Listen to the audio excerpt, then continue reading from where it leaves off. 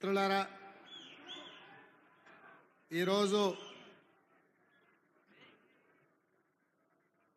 బాగరి కంచె ప్రాంతంలో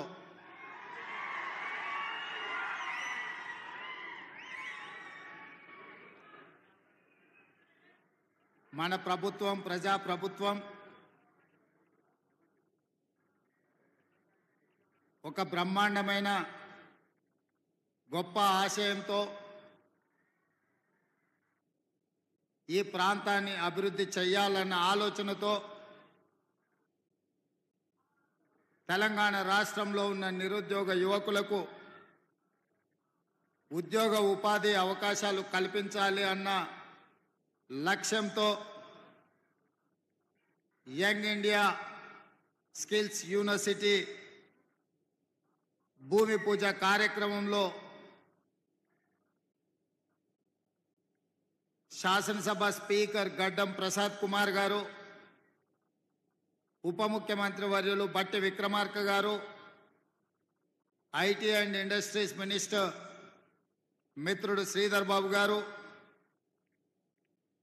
ఆర్&బి మినిస్టర్ పెద్దలు కోమటిరెడ్డి వెంకటరెడ్డి గారు, ఈ ప్రాంత శాసనసభ్యులు మల్రెడ్డి రంగారెడ్డి గారు, అదేవిధంగా ఈ మధ్యకాలంలో కాంగ్రెస్ ప్రభుత్వం నియమించిన వివిధ కార్పొరేషన్ల చైర్మన్లు, అదేవిధంగా మాజీ శాసనసభ్యులు మిత్రుడు కిచ్చనగారి లక్ష్మారెడ్డి గారు,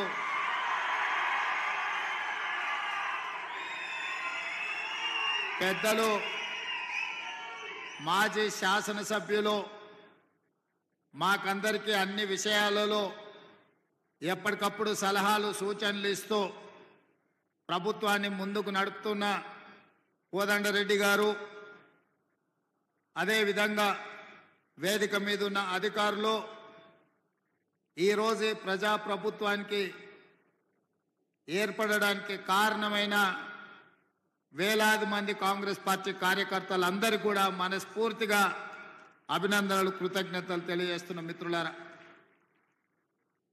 ఈరోజు స్కిల్స్ యూనివర్సిటీనే కాకుండా ఈ ప్రాంత అభివృద్ధి కోసం వాళ్ళ తాత ముత్తాతల నుంచి వచ్చిన వేలాది ఎకరాల భూములను అభివృద్ధిలో భాగంగా ప్రభుత్వానికి ఇచ్చి వాళ్ళ అభివృద్ధి కోసం వాళ్ళకు ఒక అద్భుతమైన పట్టణాన్ని నిర్మించాలన్న ఆలోచనతోని 662 ఎకరాలలో దాదాపుగా 4500 మంది లబ్ధిదారులకు ఈ ప్రాంతాన్ని అభివృద్ధి చేయాలన్న ఆలోచనతో మొట్టమొదట ఎక్కడైనా అభివృద్ధి జరగాలన్నా,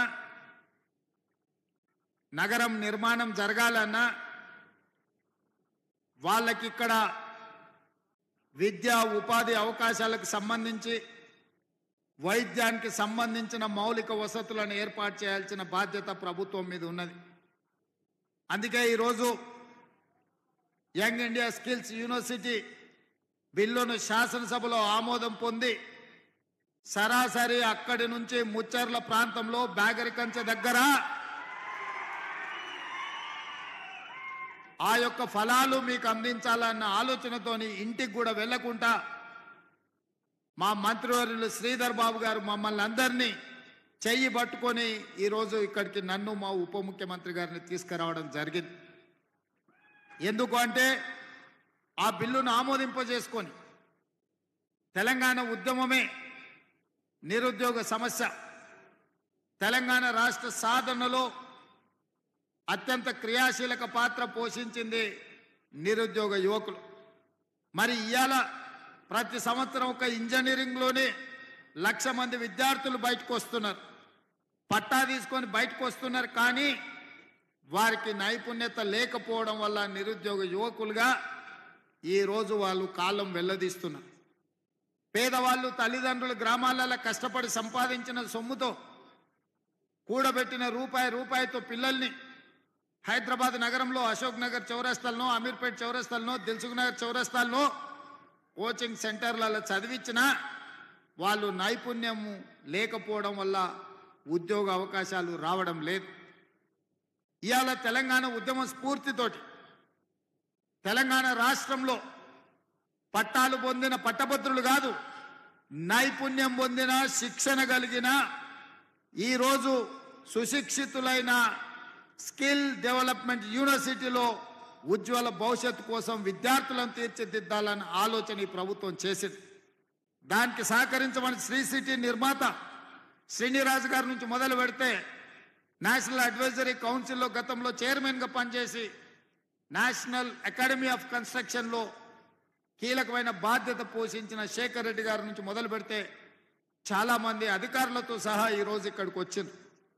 ఎందుకంటే ఒక లక్ష్యంతో ఇవాళ ఇక్కడ ప్రారంభోత్సవం చేసుకున్నది పిల్లల చదువుల కోసం పాఠశాల, అదేవిధంగా ఒక అడ్వాన్స్ టెక్నాలజీ సెంటర్ని, అదేవిధంగా ఒక కమ్యూనిటీ హాలు 2 ఎకరాల మీకు ప్రాథమిక వైద్యాన్ని అందించడానికి ప్రభుత్వ వైద్యశాల 1 ఎకరంలో ఇవాళ కొన్ని కోట్ల రూపాయలతోని ఈడ పనులు ప్రారంభించుకున్నాం. పక్కనే యంగ్ ఇండియా స్కిల్ యూనివర్సిటీకి దాదాపుగా 57 ఎకరాలతోని దాదాపుగా 150 కోట్ల రూపాయలతోని ఇవాళ శిక్షణ ఇవ్వడానికి నిరుద్యోగ యువకులకు ఇవాళ పనులను ప్రారంభించుకున్నాం. నేను ఈ వేదిక మీద నుంచి తెలంగాణ నిరుద్యోగ యువకులకు ఒక మాట చెప్పదలుచుకున్నా.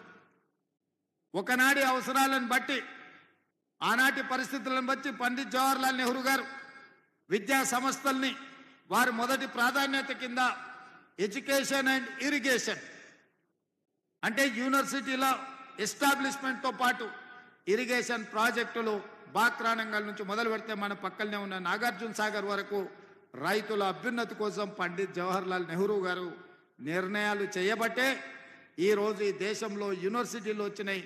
చాలామంది పేదల పిల్లలు పీజీలు పిహెచ్డీలు చేసి ఈరోజు వ్యవసాయం కింద కాలువలలో నీళ్ళు వచ్చి పంటలు బండుతున్నాయంటే కాంగ్రెస్ పార్టీ కట్టిన శ్రీశైలం, నాగార్జున సాగర్, జూరాల, నెట్టెంపాడు, కోయిల్ సాగర్, కల్వకుర్తి, ప్రారంభించిన పాలమూరు రంగారెడ్డి ఎత్తిపోతల, శ్రీరామ్ సాగర్ నుంచి మొదలు పెడితే ప్రాణహిత చేవెళ్ల వరకు ఇరిగేషన్ ప్రాజెక్టులను జలయజ్ఞం రూపంలో ఇవాళ పనులు ప్రారంభించినాం.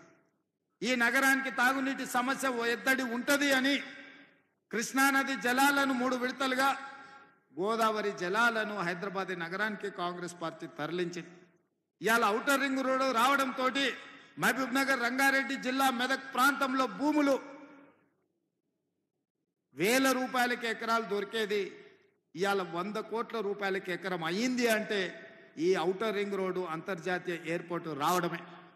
ఇవాళ అందుకే అన్ని ఆలోచన చేసి లక్షలాది మంది పట్టాలు తీసుకొని డిగ్రీలు పొంది నిరుద్యోగ యువకులుగా శాశ్వతంగా మిగిలిపోతుంటే వాళ్లకు వృత్తి నైపుణ్యం నేర్పించాలి అని వాళ్లకు 3 నుంచి 6 నెలలు శిక్షణ ఇచ్చి సర్టిఫికెట్ కోర్సులు ఇవ్వాలని, అదేవిధంగా డిప్లొమా కోర్సులు నేర్పాలని, అదేవిధంగా డిగ్రీ పట్టాలను ఇవ్వడం ద్వారా ఈరోజు రెడ్డి ల్యాబ్స్ నుంచి మొదలు పెడితే ఎస్బీఐ వరకు చాలా సంస్థలు ముందుకొచ్చి వాళ్ళకి శిక్షణ ఇప్పించడమే కాదు వాళ్ళకు ఉద్యోగాలు మేము ఇస్తామని ఇవాళ సంస్థలన్నీ ముందుకు వచ్చినాయి.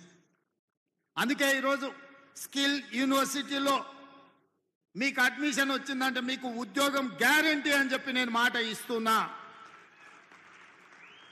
ఇవాళ ఇక్కడ శిక్షణ పొందిన ఏ విద్యార్థి కావచ్చు, విద్యార్థిని కావచ్చు, ఉద్యోగ సమస్య రాదు. ఈ రాష్ట్రంలో పక్క రాష్ట్రాలలో, పక్క దేశాలలో మీకు ఉద్యోగాలు వచ్చే విధంగా శిక్షణనిచ్చే బాధ్యత ఈ ప్రభుత్వం తీసుకుంటుంది. మీ భవిష్యత్తు కోసం ప్రణాళికలు వేస్తుంది. మనము మన రాష్ట్రానికే కాదు, పక్క రాష్ట్రాలకు, పక్క దేశాలకు, ముఖ్యంగా గల్ఫ్ కార్మికులుగా పోయి ఈరోజు మోసపోతున్న దళారుల మధ్యలో మోసపోతున్న వాళ్ళకు కూడా శిక్షణ ఇవ్వడం ద్వారా మిడిల్ ఈస్ట్ కంట్రీస్లో కన్స్ట్రక్షన్ నుంచి మొదలు పెడితే మెడికల్ అండ్ హెల్త్లో కూడా మన వాళ్ళను ఇవాళ ఉద్యోగ అవకాశాలు కల్పించడానికి మనం అన్ని రకాల ప్రయత్నాలు చేస్తున్నాం. అందుకే మిత్రులారా, ఇవాళ ఈ ప్రాంతాన్ని నేను ఒక మాట చెప్పిన నిన్న అసెంబ్లీలో మీరు అందరు వినే ఉండొచ్చు. హైదరాబాద్ నగరాన్ని నవాబులు కట్టి ఉండొచ్చు, సికింద్రాబాద్ నగరాన్ని బ్రిటిషర్తో పాటు చాలా మంది అభివృద్ధి చేసి ఉండొచ్చు, సైబరాబాద్ నగరాన్ని చంద్రబాబు నాయుడు, రాజశేఖర రెడ్డి గారు నిర్మించి ఉండొచ్చు. ఇవాళ 3 నగరాలు వాళ్ళు నిర్మిస్తే 4th సిటీ ఇవాళ బాగరి కంచెను ఫ్యూచర్ సిటీగా మార్చబోతుంది. ఈ వేదిక మీద ఉన్న నా మంత్రివర్గ సహచరులతోటి నేను అసెంబ్లీలో మాట్లాడుతూ ఒక ఆయన ఎటకారం చేస్తున్నాడు. న్యూయార్క్ చేస్తారంట మీరు అని. ఆ ఎటకారం చేసేటోళ్ళకి నేను ఒక మాట చెప్పదలుచుకున్నా. న్యూయార్క్ నగరానికంటే అధునాతమైన నగరాన్ని ఇక్కడ నిర్మించి చూపిస్తాం. రేపు భవిష్యత్తులో ఈ దేశంలో విదేశాల నుంచి వేలాది కోట్ల రూపాయల పెట్టుబడులు తెచ్చి ఇక్కడ హెల్త్ టూరిజం హబ్ని చేస్తాం, స్పోర్ట్స్ టూరిజం హబ్ని చేస్తాం. స్పోర్ట్స్ ఈడ స్టేడియంలు తీసుకొస్తాం, ఈడ ఎడ్యుకేషనల్ ఇన్స్టిట్యూషన్స్ను యూనివర్సిటీలను తీసుకొస్తాం, ఈడ పెద్ద పెద్ద కార్పొరేట్ కంపెనీలను తీసుకొచ్చి వాటి వ్యాపారాలను ఇక్కడ చేపిస్తాం. ఇక్కడ ప్రతిదీ డెవలప్ చేస్తాం. మన ఈ ముచ్చర్ల ప్రాంత భూమి కానుకొని కడతాలు మహబూబ్ నగర్ జిల్లాలో ఉన్న ఆమన్గల్ కడతాలు ప్రాంతంలో ఉన్న వేలాది ఎకరాల ఫారెస్ట్ ఏదైతుందో అర్బన్ ఫారెస్ట్ కింద డెవలప్ చేసి నైట్ సఫారీని కూడా అందులో డెవలప్ చేస్తాం. పర్యాటకులు ఎక్కడున్నా ఇక్కడికి వచ్చి చూసే విధంగా చేస్తాం. ఇవాళ ఈ కూర్చున్న ప్రాంతానికి ఇవాళ హైదరాబాదు నగరం నుంచి ముఖ్యంగా నాగోల్లో ఉన్న మెట్రో రైలును ఎల్బీ నగర్కు తీసుకొస్తాం. ఎల్బీ నగర్ నుంచి ఓవైసీ హాస్పిటల్కి తెస్తాం, ఓవైసీ హాస్పిటల్ నుంచి చంద్రాయన గుట్టకు తెస్తాం, చంద్రాయన గుట్ట నుంచి P7 రోడ్డు ద్వారా ఎయిర్పోర్ట్కు తీసుకొస్తాం, ఎయిర్పోర్ట్ నుంచి బాగర్ కంచకు మెట్రో రైలు తెచ్చే బాధ్యత నాది. మీరందరూ సహకరించండి. మనం ఉండంగానే మనం చూడంగానే ఒక అద్భుతమైన నగరం. మీరు దుబాయ్ని చూసి ఉండొచ్చు, సింగపూర్ చూసి ఉండొచ్చు, న్యూయార్క్ చూసి ఉండొచ్చు. వానన్నిటికంటే ఒక అద్భుతమైన నగరాన్ని బాగర్ కంచెను అభివృద్ధి చేసే బాధ్యత ఈ ప్రభుత్వం తీసుకుంటుంది. భూమి అయిన పేదలకు కూడా నేను మాట ఇస్తున్నా. మీ బాగు కోసం, మీ మేలు కోసం, మీ లబ్ధి కోసం ఈ ప్రభుత్వం పనిచేస్తుంది. మిమ్మల్ని 100% ఆదుకుంటుంది. మీ ఇళ్లలో ఉన్న యువకులకు శిక్షణ ఇప్పిస్తాం, ఉద్యోగ భద్రత కల్పిస్తాం. ఆడబిడ్డలకైనా మీ పిల్లలు ఎవరైనా చదువుకున్న వాళ్లకు శిక్షణ ఇప్పించి ఉద్యోగ భద్రత కల్పించే బాధ్యత మన ప్రభుత్వం తీసుకుంటుంది, ప్రజా ప్రభుత్వం తీసుకుంటుందని నేను చెప్పదలుచుకున్నా. అందుకే మిత్రులారా, వేగంగా అభివృద్ధి జరగాలి అనంటే మీ సహకారం ఉండాలి. మిమ్మల్ని ఎవరిని పిలువకుండా కూడా వచ్చి నాయకులు పోలీసుల మధ్యలో టెంకాయ కొట్టి పోవచ్చు, కానీ అట్లా చేయదలుచుకోలే. మీరు మా వాళ్ళు, మన వాళ్ళు, మీకోసం మనమందరం కలిసి కష్టపడి ఈ ప్రాంతాన్ని అభివృద్ధి చేసుకుందాం. ఇది మారుమూల గ్రామం కాదు, ఒక బేగర్ కంచె కాదు. ఇవాళ బంజారా హిల్స్ ఉన్న వాళ్ళు ఎట్లా గొప్పగా చెప్పుకుంటున్నారో రేపు పొద్దున బేగర్ కంచెలో కూడా మేము గౌరవంగా బతుకుతున్నాం, గొప్పగా ఉన్నామని చెప్పుకునే విధంగా ఈ ప్రాంతాన్ని అభివృద్ధి చేద్దాం. ఈ ప్రాంతానికి పెద్ద పెద్ద పరిశ్రమలను తీసుకొద్దాం. ఈ ప్రాంతంలో ఏది కావాలన్నా దొరికేటట్టుగా చేద్దాం. ఒకప్పుడు వనస్థలిపురంలో పొద్దున ఒక బస్సు ఉండేది, సాయంత్రం ఒక బస్సు వచ్చేది. ఇవాళ వనస్థలిపురంలోకి ఏడికి వెళ్ళాల్సిన అవసరం లేదు. దిల్సుఖ్నగర్ మీకు తెలుసు, దిల్సుఖ్నగర్ సిరీస్ ఫ్యాక్టరీ ఉన్నప్పుడు నీళ్లు ఎట్లుండేదో, ఆ ప్రాంతం ఎట్లా దెబ్బతిన్నదో. మనం ఏది కావాలన్నా కోటికో హ్యాబిట్స్కో పోయేది కొనుక్కోవాలంటే ఇవాళ అదే దిల్సుఖ్నగర్లో విమానం కావాలన్నా కొనుక్కునే పరిస్థితులు వచ్చినాయి. ఇవాళ హ్యాబిట్స్ కోటికి పోవాల్సిన అవసరం లేదు. అట్లనే అంతకుముందు నారాయణగూడ హిమాయత్ నగర్ వాళ్లకు పంచగుట్ట పోవాల్సిన పని లేకుండే. పంచగుట్ట వచ్చిన తర్వాత పంచగుట్ట వాళ్ళకి హిమాయత్ నగర్ నారాయణగూడకు పోవాల్సిన పని లేదు. పంచగుట్ట తర్వాత జూబ్లీ హిల్స్ వచ్చింది, జూబ్లీ హిల్స్ వాళ్ళకి పంచగుట్టతో పని లేకుండా పోయింది. జూబ్లీ హిల్స్ తర్వాత గచ్చిబౌలి వచ్చింది, గచ్చిబౌలి వాళ్లకు ఇవాళ జూబ్లీ హిల్స్ పోవాల్సిన పని లేకుండా పోయింది. ఆ తర్వాత కోకపేట వచ్చింది, కోకపేట వాళ్ళకి ఎక్కడికి వెళ్ళాల్సిన అవసరం లేదు.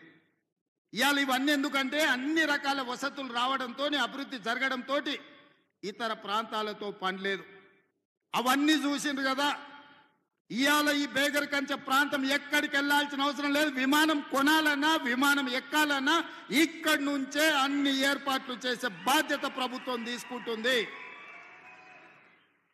4 సంవత్సరాలు తిరిగే లోపల ఇక్కడ ఒక అద్భుత నగరానికి పునాదులు వేసి అభివృద్ధి పదం వైపు నడిపించి ఈ ప్రాంతంలో నివసించే ప్రతి రైతాంగ కుటుంబానికి మీ పిల్లలకు శిక్షణనిప్పించి, మీ పిల్లలకు సర్టిఫికెట్ కోర్సులు చేయించి, మీ పిల్లల్ని డిప్లొమా కోర్సులు చేయించి, మీ పిల్లల్ని స్కిల్ యూనివర్సిటీలో చదివించి డిగ్రీలు ఇప్పించి మీ పిల్లలకు ఉద్యోగాలు ఇప్పించే బాధ్యత ఈ ప్రభుత్వం తీసుకుంటుంది. ఎవరు భూమి పోయిన వాళ్ళు అధైర్యపడకండి. మిమ్మల్ని ప్రభుత్వం ఆదుకుంటుంది, మీ పిల్లలకు మంచి భవిష్యత్తుని ఇస్తుంది అని చెప్పి మీకు అందరికీ తెలియజేస్తున్నా. ఇవాళ ఇంత గొప్ప కార్యక్రమం వేగంగా నేను ముందుకు తీసుకెళ్ళగలుగుతున్నా అంటే నా మంత్రివర్గ సహచరులు సంపూర్ణంగా ఏమి కావాలన్న నిమిషాల మీద వాళ్ళు సహకరించి పని చేస్తున్నారు కాబట్టి మంత్రివర్గంలో బిల్లు పాస్ అయింది, తర్వాత అసెంబ్లీలో బిల్లు పాస్ అయింది. ఎవరు అడ్డం పడ్డా ఇవాళ గడ్డం ప్రసాద్ కుమార్ గారు రంగారెడ్డి జిల్లా బిడ్డ ఇవాళ బిల్లుల్లోనే ఆమోదింపజేసి ఈ సాయంత్రం ప్రారంభోత్సవ కార్యక్రమానికి మేమందరం కలిసి వచ్చినాం. ఇక మీకు అందరికైతే తెలుసు శ్రీధర్ బాబు గారు పూర్తిగా ప్రణాళికలు, నేను ఖాళీ మీద పెత్తనమే చేస్తున్నా, మొత్తం వ్యవస్థ అంతా వారే నడుపుతున్నారు, వారే చూస్తున్నారు. అయ్యగారు అనుకుంటే 24 గంటలు పనిచేసి మన కార్యక్రమాలను పూర్తి చేస్తాడు. మీరందరూ కూడా సహకరించాల్సిందిగా ఇవాళ ఇక్కడ నుంచి సరాసరి రింగు రోడ్డుకు 200 ఫీట్ల రోడ్డు వేయాలనుకుంటున్నాం. దానికి సంబంధించిన భూసేకరణ కార్యక్రమం కూడా, ఎందుకంటే పెద్ద ఎత్తున రోడ్లు వస్తే మన భూముల ధరలు పెరుగుతాయి. అది కేఎల్ఆర్ గారికి నేను బాధ్యత ఇచ్చిన, మీరు ఎంబడిపడి ఆ మధ్యలోకెళ్ళి ఊర్లకెళ్ళి వచ్చే బాధ తప్పించండి. ఎట్లయితే ఔటర్ రింగ్ రోడ్డు బరాబర్ రాజమార్గంలో వస్తారో అక్కడి నుంచి ఇక్కడికి కూడా 200 ఫీట్ల రోడ్డుతోటి రోడ్ వేయండి, ఎలివేటర్ కారిడార్ వేయండి, దానిపైన మెట్రో కూడా వేద్దాం, మెట్రోను కూడా ఇక్కడికి తీసుకొద్దామని తెలియజేస్తూ ఇంత మంచి కార్యక్రమానికి మీరందరూ వేలాదిగా వచ్చి ప్రభుత్వం చేస్తున్న మంచి పనికి అండగా నిలబడ్డందుకు మిమ్మల్ని అందరినీ మనస్ఫూర్తిగా అభినందిస్తూ సెలవు తీసుకుంటున్నా. జై హింద్ మిత్రులారా.